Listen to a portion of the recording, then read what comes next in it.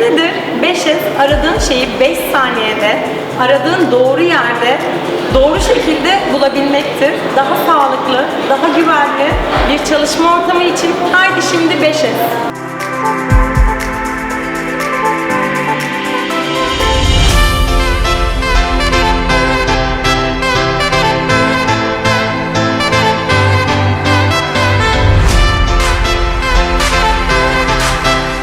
Beş S düzenlemedir.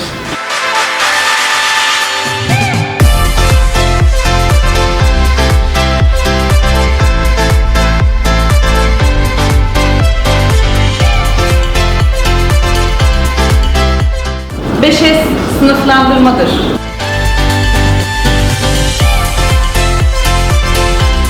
Beş S'de daha düzenli bir ortam, daha mutlu Banvitliler.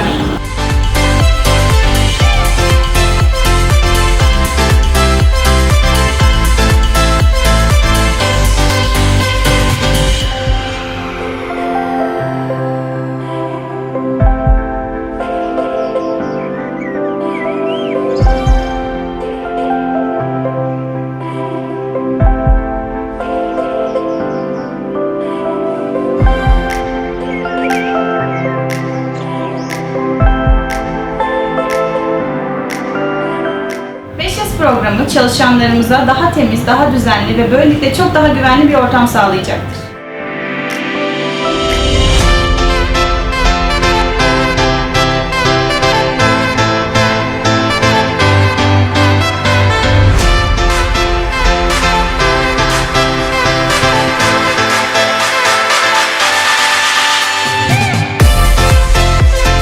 Siz programın zaman, iş gücü, enerji israflarınızı azaltarak toplam verimliliğinizi artırmanızı sağlayacak.